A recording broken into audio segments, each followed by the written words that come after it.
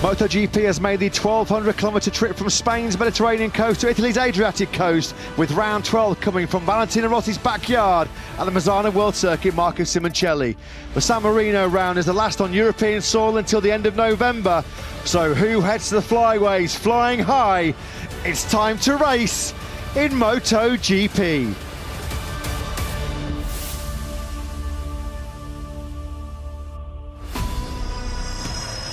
So 4.2 kilometres in length, this Misano World Circuit Marco Simoncelli back on the MotoGP calendar in 2007. It's a busy circuit, 16 corners packed into that short layout, 10 right, 6 left, second shortest straight on the Grand Prix calendar as well. Hard braking zones into turns 1, turn 4, turn 8, overtaking hot spots as well are plenty all the way around this 2.626 mile circuit. This was Neo Bastianini on Fabio Quartararo 2 years ago when Quartararo went on to win the world title.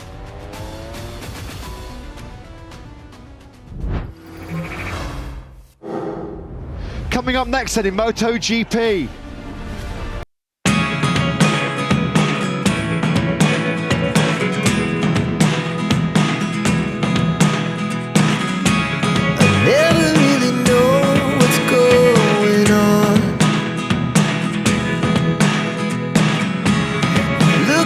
Sometimes like all you want to do is run.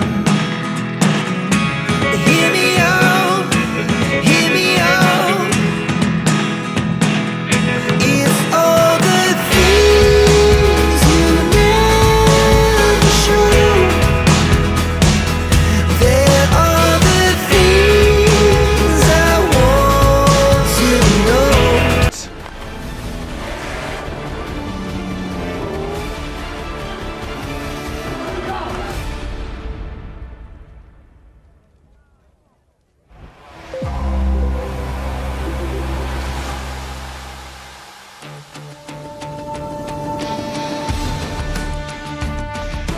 Good afternoon then and welcome back to a sizzling hot, a sweltering San Marino for the 12th round of the 2023 MotoGP World Championship. Coming to you live from the Misano World Circuit Marco Simoncelli. 16 years ago we first came back here in 2007 after a 14-year hiatus. We've had San Marino Grand Prix here, Emilia-Romagna Grand Prix, Nations Grand Prix and Italian Grand Prix. And we're set for Grand Prix number 12 in this year's title chase. Of course, the circuit named after the local hero, born and bred a stone's throw away from this circuit in nearby Cattolica, the late great Marco Simoncelli, a bike crazy area of Italy, which has been a hotbed of racing talent. They've produced some of the greatest and the best we've ever seen. And of course, the one and only 9 times world champion. Many think the greatest of all time, the GOAT, who is here to see Marco Bezzecchi, Pecco Bagnaia and co fight for victory. Valentino Rossi, he was born and bred just up the hills in nearby Tavullia. It's known as Italy's Motor Valley, home to iconic brands like Ferrari, Lamborghini, Maserati and Ducati. And whenever we come to Misano, well, the fans, they always carry a special place in our hearts, don't they? Here you can hear the chants, Vale, Vale, Vale, for a man who, for so many years, lit up this wonderful motorsport arena. There is the fabled Valentino Rossi VR46 Ranch. That's where some of our modern-day MotoGP stars were found, were developed and nurtured. What a training ground that is for the likes of Luca Marini, Pecco Bagnaia and Marco Bezzecchi. All three of them then going into their home Grand Prix very, very shortly. It's the Red Bull Grand Prix of San Marino, 27 laps coming your way in just over 40 minutes time. Matt Burton, Lewis Sotheby will talk you through the action from the commentary box with Simon Crafar down in pit lane. And as ever, when we come to this part of Italy, nestled in the heart of the Adriatic coast, the bars, the beaches nearby have been buzzing. And they're here for one thing, and that is a home victory. Will it be Marco Bezzecchi or Pecco Bagnaia to deny Jorge Martin, who's been the superstar of this San Marino weekend so far? The Spaniard, a record-breaking pole yesterday morning. and the sprint win yesterday. Right at the start of this 13-lap sprint, Lewis, was high drama for another Italian, Frankie Morbidelli.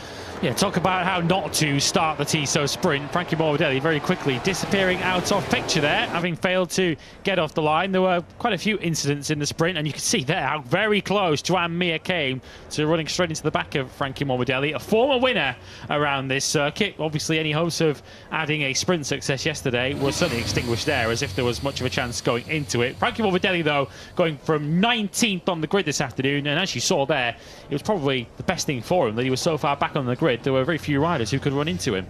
We still don't know for sure, but it is all pointing towards Frankie Morbidelli being alongside Misano masterclass performer so far this weekend, Jorge Martin in Pramac Ducati next season. That seems that he will have a Ducati GP24 underneath him this time next year. Well, we saw yesterday, it's very much a case of no pain, no gain for the reigning world champion, who for the second sprint in a row somehow held off charging riders behind him. This was a key moment early on at Tremonto when he lost second place to Marco Bezzecchi, and then it was another phenomenal rearguard action, super defensive performance by Pecco Bagnaia. Runs wide here early on in excruciating pain for the serious right leg injuries he picked up in that horrendous violent high side 7 days ago now at turn 2 in Barcelona. After that, though, boy, did he have to earn those 7 points. He was riding in agony, and he was under intense pressure from the old warhorse himself, Dani Pedrosa, the KTM wildcard, and his teammate Brad Binder. But I've got to say, Lewis, we talked about this this morning, it's got to be right now the hardest and toughest job in MotoGP.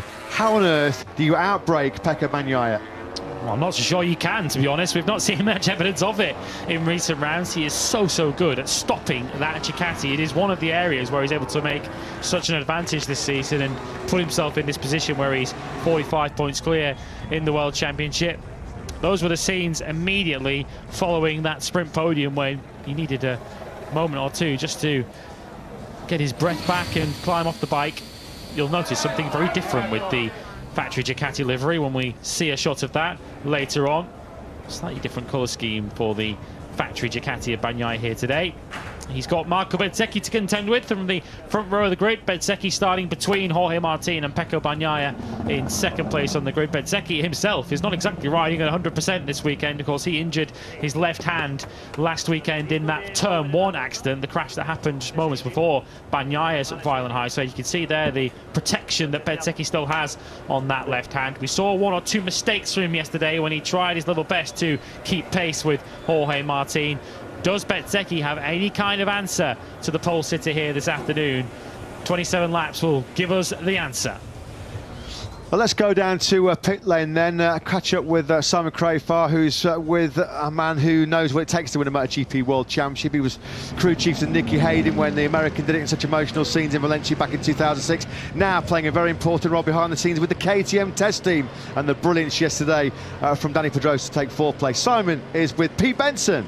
Pete, it's always good to see you back in the paddock and bringing Danny with you. Tell us what you're up to lately, what you've been up to make the bike better. Yeah, I mean, it's just been the ongoing process with KTM, or, you know, constant development, and now obviously we've got the new carbon frame, which, you know, been playing with for a little while, and it's showing a huge amount of potential. So it's just every week there's something new coming along, and so we go along and test it and try it and see where it goes from there. Keep up the good work, and we look forward to see everything else tomorrow. We're all excited. Yeah, okay, well, wait and see. I mean, the race team get to try it tomorrow, so it'll be interesting to get a second and third opinion on the whole project. Thank you. No worries. Thanks a lot to Pete Benson and to Simon Crafar. A couple of Kiwis down there on the grid. Of course, yeah, Dani Pedrosa debuting a very experimental carbon fibre chassis on that KTM RC16. It clearly worked over the half-race distance in that Tissot sprint yesterday. Dani Pedrosa, surely it's not the fairy tale to be completed this afternoon, is it? Valencia 2017 was Pedrosa's last MotoGP podium finish. 37 years of age now, is he? He's like a fine wine, though, isn't he? He gets better with age, does the Spanish rider. Contrasting fortunes, though, right now down that factory KTM garage. Fair to say, Brad Binder now a constant presence at the front of sprints and Grand Prix. Of course, bouncing back after his nightmare last weekend. It's the worst scenario for any rider, isn't it, as he mentioned, when he went over the legs of poor old Pecco Bagnaia. But at the moment, Jack Miller is suffering, and suffering big time. Coming into this Misano race, he'd scored just 25 points in the last 4 rounds. No top 6 in the last 4. There's some fans here, though. We made it all the way from Jurien Bay in Western Australia. Well, congratulations, because that's some trip to come all the way from Western Australia to roar on this man, Jack Miller. But a disappointing 15th in the sprint yesterday, Lewis, and he's encountering all kinds of issues right now. He can't seem to catch a break, can he, Thriller Miller? No, and it's a real contrast to 1 year ago when Jack Miller was on pole position for the San Marino Grand Prix, when of course he was on a factory Ducati. He's getting himself in the zone, getting himself fired up. Of course, we always see those famous scenes of Jack Miller on the grid, getting himself psyched up. He goes from 18th on the grid today. The big question is, can he perform slightly better than he did in the sprint yesterday? Simon, what are your thoughts on that? What can we expect from Thriller Miller here today? Yeah, I mean, it is sad to see lately, and I imagine he's missing Ruby a lot, you know, and he's having some problem like front feel, I believe, you know, reading between the lines, listening to all the debriefs, speaking with, you know, team manager a couple of times, and they've tried, I can see a new setting on the bike again this weekend, and it looks very much like the one I kind of expected to see on Friday, which is his usual one. It seems like they've been looking, trying to get that feeling they had at the beginning of the year, and from what, like I said, from what I can see right now, it looks very similar to his usual setting that he started out the year on. Let's hope it works. Yeah, fingers crossed, Simon, for Jack Miller. His worst qualifying yesterday in over 5 years since Texas in 2018, as Valentino Rossi perched himself on the stool next to his brother Luca Marini. Can Luca find his way to just his second MotoGP podium? Grand Prix debut here back in 2013. His weekend got off to a positive start when he signed a new contract to stay with Mini VR46 for next season. Scheduled to make his 50th MotoGP start this afternoon is Luca Marini. A quick word there, of course, we saw Enea Bastianini. Sadly, the only way he can get around the paddock is in a wheelchair, because he's got serious fractures in that left hand, so he can't even use crutches right now, and there to hobble around with fractures also in his left ankle. A real shame as well, because we saw at the start of our coverage, he went out to a dedicated Bastianini grandstand. Of course, he lives real close to this circuit in Rimini. There was the pink flags, great support here for Enea. At least they've still come to see him and support him, even though he's not riding. Sadly, Enea sidelined for at least the next 2 Grand Prix as well, in India and in Japan. We wish him a speedy recovery, but in many respects, Jorge Martin stole the headlines, but this guy was the superstar of the sprint, wasn't he? Dani Pedrosa, Lewis, absolutely phenomenal performance. 37 years of age, 4th, a bike length behind the world champion. Yeah, not a bad return to action for Dani Pedrosa, showing that he still has plenty to offer, even as a one-off wild card. Of course, he went to Jerez earlier on in the season. His home Grand Prix as a wild card, was immediately quickest in practice 1 and went on to finish the sprint inside the top 6. Jorge Martin was the rider they were all trying to catch yesterday, and really from this point on, once he got off the line and got himself into turn 1 first, there was really no hope for anyone else of chasing down Jorge Martin. Marco Bezzecchi did give it a good go, in fairness to him. Bezzecchi with his very, very eye-catching and cool special helmet there. Bezzecchi made a couple of key mistakes as he was trying to match the pace of Martin. A perfect afternoon for Jorge Martin. Can he complete that into a perfect points haul to make further ground and further inroads into Pecco Bagnaia's World Championship lead, which currently sits at 45 points?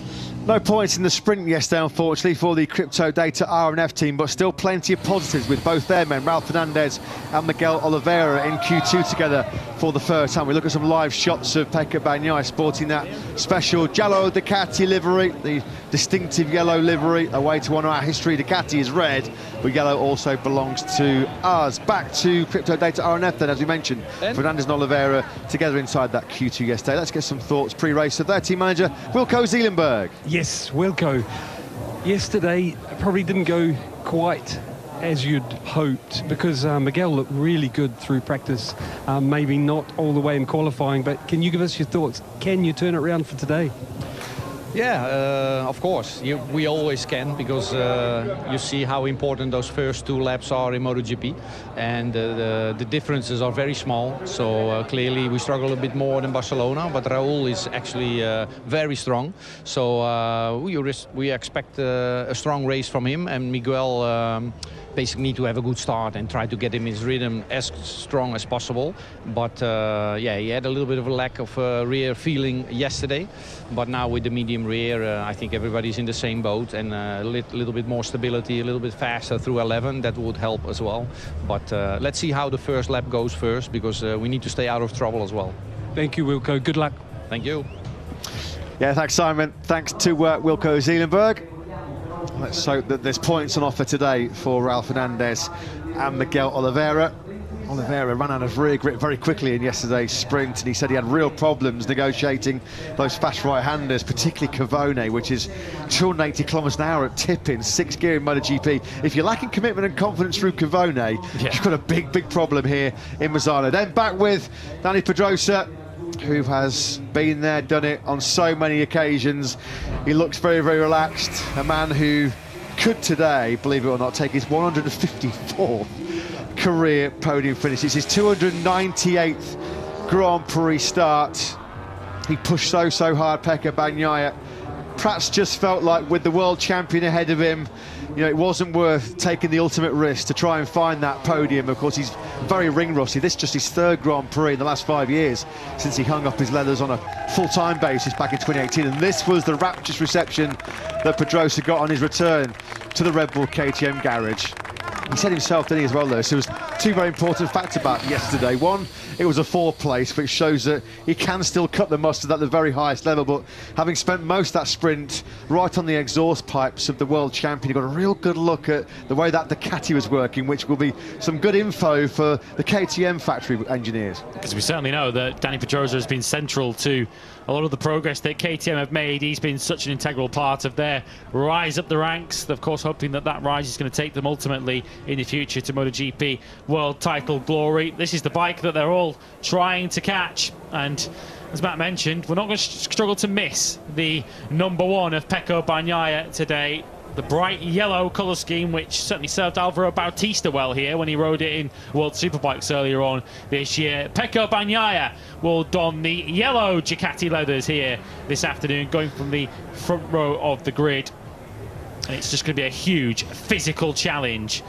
Pecco's going to have to be the Iron Man here this afternoon to try and hold on to a place on the podium. Yeah, it won't be mellow yellow, will it, for Pecco Bagnaia? He's going to have to go all guns blazing if he's to repeat that podium brilliance of yesterday. He says pre-race or pre-weekend, his target for the sprint and the Grand Prix was to be in the top 5, so half the job done. Can he get it completed here this afternoon? The 27-lap race coming your way in just under half an hour's time. South African star Brad Binder then, another top 6 sprint finish for him yesterday.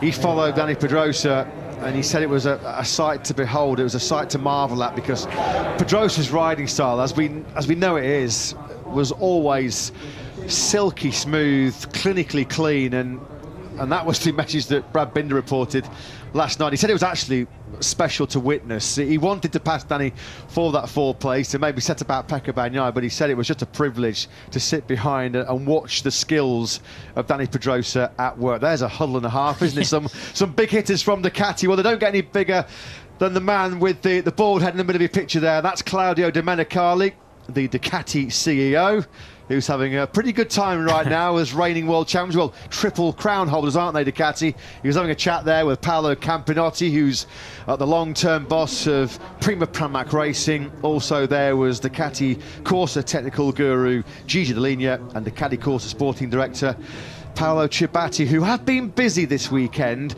fending off quite a lot of questions about the prospects of a certain number 93, 8-times world champion Marc Marquez moving over to the Gresini Ducati team in 2024, joining his younger brother Alex. That's been the hot rumour, the hot gossip all weekend, but I do believe there are some journalists, or a journalist that is very closely connected to Honda, to Alberto Puig and to the Marquez camp, who have gone with the story now, saying that it's all not true as we look at Marc Marquez. They're saying, or Spanish media, some parts of Spanish media are now saying, he's staying put. He will honour the 4th and final year of that Repsol Honda contract. So it's been toing and froing, and we've got to say, Lewis, it's kept him at the forefront of the headlines. Even though he was 21st on Friday, everybody was talking about him. Certainly has, and Marc Marquez certainly showed us on social media on Thursday that he was enjoying some of the speculation that was surrounding his whereabouts next season, with a social media post which you will have all seen, where he said in Spanish was the effect of "things are happening," certainly playing up to the rumours that are out there. And it feels as if the story takes another twist by the day as to where Marc Marquez is going to be next season. And of course, if he does stay at Honda for next season, tomorrow might well be as important a day as today for Marc Marquez and Repsol Honda's long-term prospects. Of course, tomorrow we have a very important test here where Marc Marquez will get his first experience of a initial prototype of the 2024 Honda RC213V. That's of course all for tomorrow. For today, of course, it's 27 laps of the San Marino Grand Prix, and Marc Marquez believes that if he can get into the top 10, that will represent a successful afternoon for him. It looks like the favoured Michelin tyre options for this afternoon's race. It'll certainly be the medium rear tyre. You're not going to be able to make the soft last over 27 laps unless somebody's going to take a wild punt, because it is the hottest condition we've had of the weekend so far. When we started the 22-lap Moto 2 race, over an hour ago now, it was already the temperature, the ambient temperature, in excess of 30 degrees. And that's the reason why, because we're just a short drive away. Off in the distance there is Italy's Adriatic coast, who will be partying the hardest in the bars at the beach side there. You can bet your bottom dollar if it's a VR46 Academy rider, it's going to be one heck of a party. Jorge Martin then, can he take the clean sweep? Can he put more pressure on Pecco Bagnaia at the top of the World Championship? 45 points is the gap. If we get to look at the absolutely stunningly beautiful Aldo Drudi inspired artwork that borders this Misano World Circuit, Marco Simoncelli, as always, paying homage to one of the greatest characters I had the pleasure of working with in my time in the MotoGP paddock, Marco Simoncelli. Such a tragic loss to the sport when he lost his life in Sepang in 2011. And of course, there's several riders, in fact every rider and every team here on race day in San Marino, they are carrying black ribbons in tribute to Mike Trimby, such an influential and integral part of MotoGP's current success as CEO of the International Road Racing Teams Association, who sadly passed away earlier on this weekend in Misano.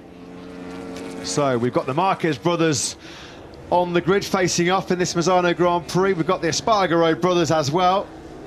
And we've got Luca Marini and Valentino Rossi getting set for this home Grand Prix. I tell you what, there's some legendary figures from the two-wheel world here this weekend. Giacomo Agostini's here, the 15-time world champion.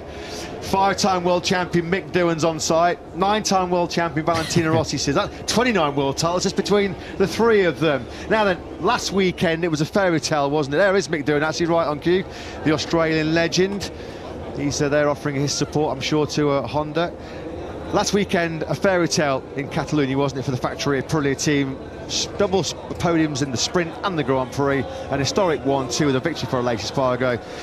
Not the easiest of sprints though yesterday for the Moli Factory. What are their thoughts from team manager Paolo Bonora heading into this Grand Prix? He's with Simon. Yes, he is. Paolo, I watched the sprint like we all did yesterday, and Maverick didn't quite do what I thought he could. Listen to his debrief, and it sounded like it had some sort of technical problem. With that fixed today on the medium, do you think he can run at the front?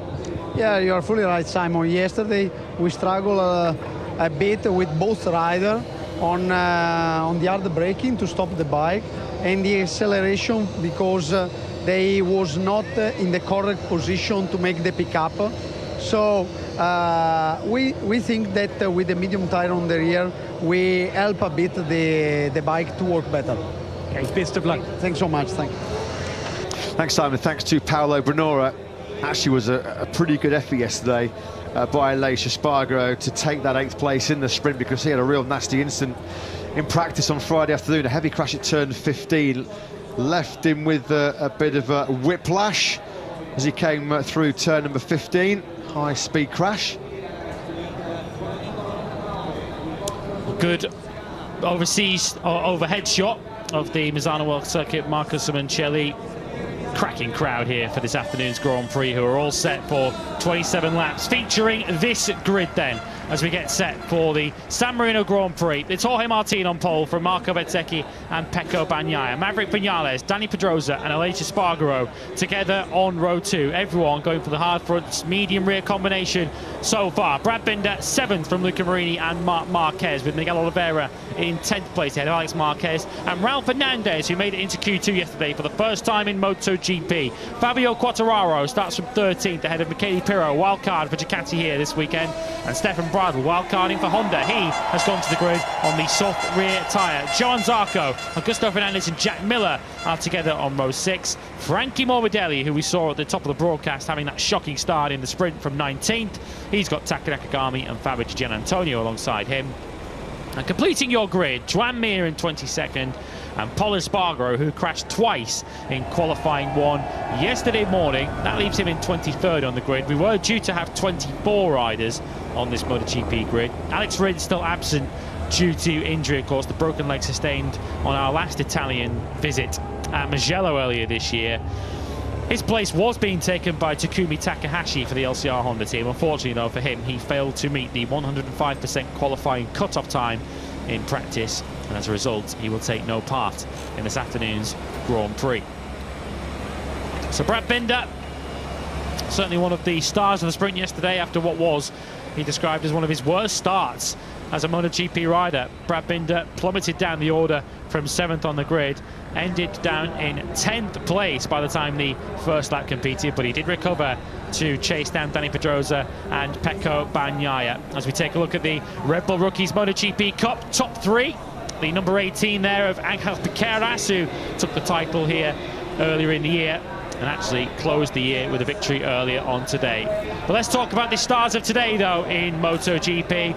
And what can Pecco Bagnaia do to battle through the pain barrier here this afternoon? He goes from the front row of the grid, and talking to Simon on the grid is Paolo Ciabatti. Yes, he is. Paolo, can you talk through what you're expecting Pecco to be able to do?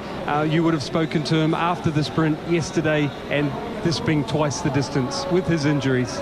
Well, luckily this morning he was quite comfortable in warm-up. Also, they made a few changes to the bike in the direction he wanted, so obviously it's much hotter now, but it looks like he got a better feeling with the bike.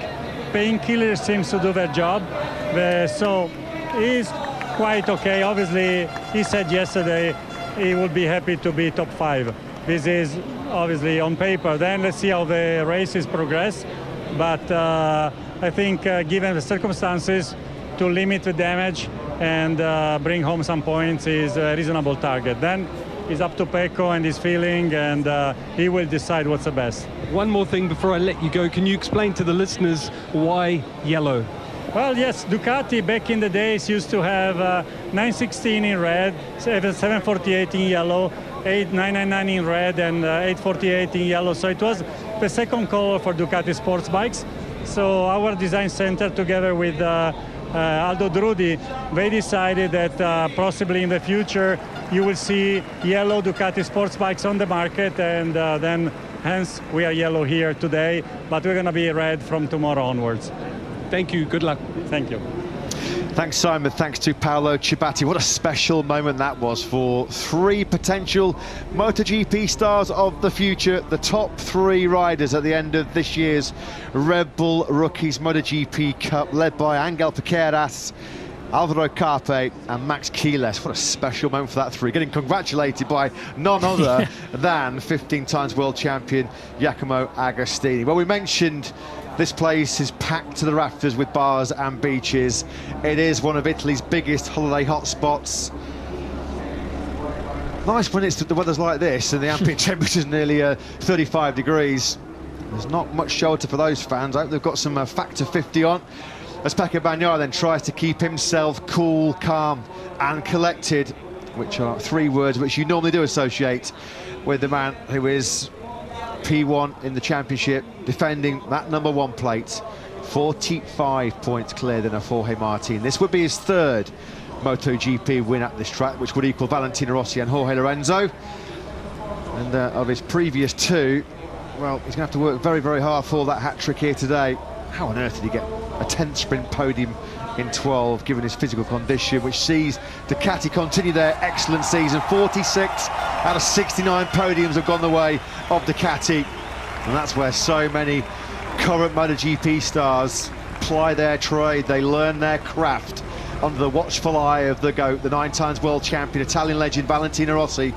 That is the ranch that the riders all talk about, where they do all their training, all their riding, with this man overseeing the whole thing. I wonder if he's had a little bit of a pep talk as well, like he did with Danny Pedrosa on the grid in Jerez. He's probably looking at the speed of Danny at 37, probably thinking, do you know what, I might have a wild card myself at some time in the future. Of course, Valentino at the moment covering himself in a fair amount of glory in his new pursuit in motorsport on 4 wheels. Won here earlier this year too in the GT series that he currently plies his trade in. And still so much yellow, as you mentioned, around this Misano World Circuit. Marco Simoncelli. Of course, the yellow on the grid is reserved for Ducati, as you heard Paolo Ciabatti there telling the story behind it. Can Pecco Bagnaia take that special colour scheme to the podium later on today? Jack Miller's got very long odds of challenging for that kind of result today, as he does his level best to keep cool. Really punishing weather conditions here this afternoon. The air temperatures into the 30s. And Jack Miller just doing his absolute best there to try and stay cool. As one of his fans there is already making an early bid to try and get a hold of Thriller Miller's gloves at the end of the 27 lapper here. Yeah, get your orders in early, you never know. Jack did it last year, didn't he, in the Saxon ring? There is Valentino Rossi then, just coming to offer some words of encouragement to Pecco Bagnaia. This could be one of the longest races of his life, and of course there's been so many headlines created off the circuit by HRC. They want to make some headlines on the track this afternoon. Let's get some thoughts from reps on the team manager Alberto Puig, who's with Simon. He is. Alberto, Mark has been saying about how he can push physically, you know, to do some good lap times, but it gets hard over the distance. Bradl is doing a good job this weekend. I'd really like your thoughts on your Honda riders and machinery. Well, Stefan is using a new bike, but this is not the point. I mean, the bike is quite physical in this track, and that's why Mark was quite tired yesterday. And yeah, not easy. I mean, there's nothing new to say or nothing to hide. I mean, it's a difficult moment, and of course they will try. We, just for your understanding, we are going to go with soft tires, which is probably the only guys in the grid. It is. But we believe that this can help us in the beginning a little bit, to gain a little bit of grip, to see if we, in the beginning, we don't lose so much ground. But you know, it's always very tricky trying to find difficult compromises, but finally the guys are professionals and they will try their best, and we will see what happens. Alberto, thank you for your time. Best of luck. Thank you.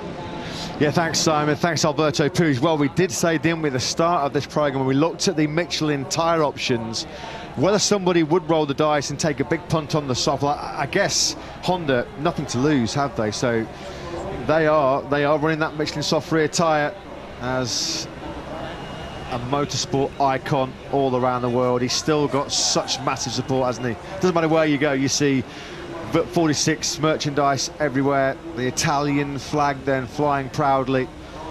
Will they see another home victory? I remember one year Valentino Rossi was so popular, so important for MotoGP. Diego Maradona came to this Grand Prix and was with him on the grid.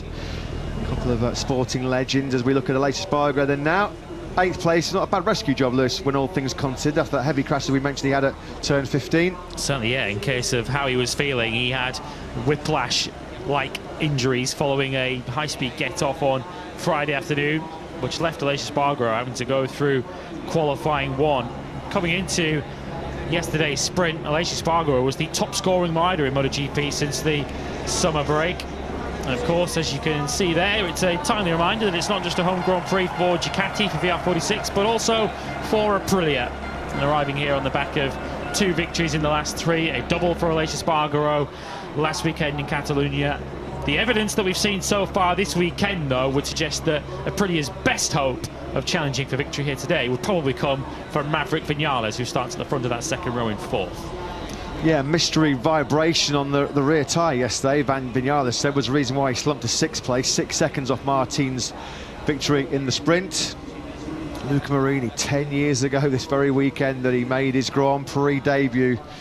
MotoGP must have seemed like a long, long way away at that point, and it wasn't a debut he fondly remembers because he went to the moon at the very first corner in Moto3. Big high side. But what a journey it has been for Marini, of course. Confirmation that he signed that new contract pre-weekend here for his 4th season in MotoGP next season, staying put with the Mooney VR46 Ducati camp as we get set for 2 very special national anthems coming your way. The San Marino anthem, which will be followed by the Italian national anthem as part of our traditional pre-race grid ceremony here now, which we have seen get us underway for the last couple of years in MotoGP. Tense faces, anxious faces look on as we edge ever closer, 10 minutes or so away from the start of this Misano Grand Prix. As we pause then for the national anthems here at the Misano World Circuit, Marco Simoncelli.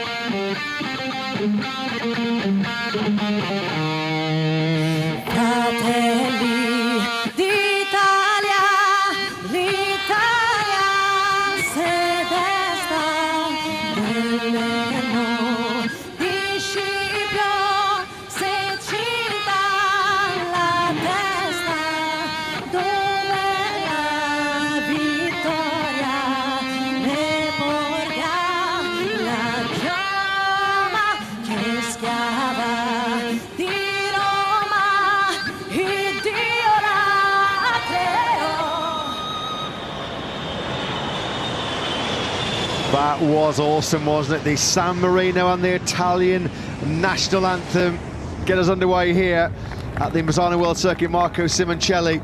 There goes the spectacular aerial show as well. Let's go down onto the grid again. Yamaha, of course, happy memories here in Misano. They won the World Championship with Fabio Quartararo back in 2021. A tougher prospect lies in store ahead over 27 laps this afternoon. Let's get some pre-race thoughts of Yamaha boss Lin Jarvis, who's with Simon. He is.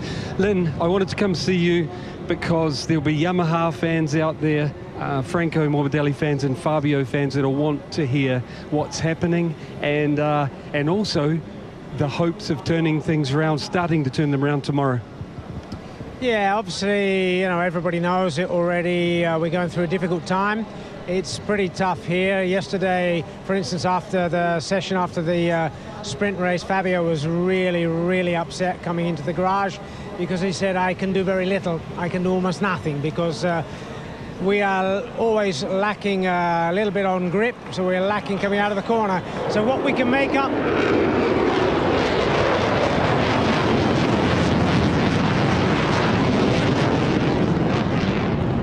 So our strongest, probably, moment at this stage is the braking, but passing under the brakes is difficult because the others are very strong, and when we come to the corner exit, they just pull away. So it's really a difficult moment, and at the moment we have to just accept it. There's not much we can do this year.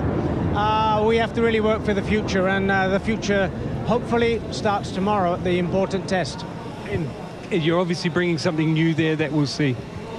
He will bring some things that you will see and some things that you won't see, you know, because one of the most important areas will be the engine. So obviously there's nothing visible on the outside. This will not be the final engine for next year, but we hope it will be an important step. And that's what we have to do, continue chipping away, and we have to try to make up the the difference of what we're missing to the other constructors. Anyway, we stay optimistic, we'll keep working, and hopefully next year we'll begin with a more competitive package. Lynn, thank you for your time. Good luck. You're welcome, thank you. Thanks, Simon. Thanks to Lynn Jarvis. We just about have a roof left on the commentary box because of this spectacular aerial display. 4 jets from the Italian Navy are treating us to this spectacular air show. It's pretty loud here overhead in Misano. Fabio Quartararo. I think they're probably just starting to gain some pretty big altitude. In fact, there's one hovering not too far away outside of our commentary box window. The jets are flying. Who's going to be flying though in MotoGP very, very shortly? Can it be Aprilia's Top Gun Maverick Vinales, who takes another victory here in Misano? Crikey, I think the roof is the roof is going to go off the commentary box very, very shortly. Yeah, it's a spectacular show. It's certainly a very noisy show as well. Certainly building up the atmosphere ahead of this round 12 in this year's MotoGP World Championship. I think those jets have probably got a little bit less horsepower than a Ducati though, to be honest. Here we go then. The aerial show is over. The fans loved it. Keeping cool is a tough job ahead of this 27-lap race, without any question. It's been baking hot since we first arrived here in Italy on Wednesday, but this is the hottest conditions we've had of the weekend so far. We're just, what, about 5 or 6 minutes away until lights out. The BMW safety car will peel away very, very shortly. We still don't at the moment. There may be some late changes in terms of the Michelin tyre selection. We're quite late, so there's obviously a few umming and ahhings going on down the grid about tyre selection, because we're still waiting for confirmation from Michelin about who is exactly running what for this 27-lap Grand Prix. We do know that the Hondas, certainly a couple of them, are going to look at the soft rear tyre as we look forward to Jorge Martin, trying for the clean sweep, trying to reduce the 45-point deficit he has to Bagnaia in the World Championship this year. He did the double in Germany in the Sachsenring. He had pretty low expectations coming into this Misano weekend, having crashed out of both races 2 years ago and a lowly 9th last year. But he's come to the party and he's produced some fireworks already so far this weekend, Martin. A new all-time lap record to take pole by nearly 0.4 of a second. Not one of the laps of the season, one of the laps of the decade, really, from Martin yesterday. But he knows this afternoon, Lewis, is when the big points are on offer. His 10th MotoGP pole position on that Pramac Ducati, but he wants those 25 points, because you do think, okay, yeah, painkillers are one thing, adrenaline's one thing, but what lies in store for Marco Bezzecchi and Pecco Bagnaia? Bagnaia then on the front row of the grid. He goes from 3rd. Marco Bezzecchi looking for home success from the front row. But from pole, it's the Martinator, Jorge Martin.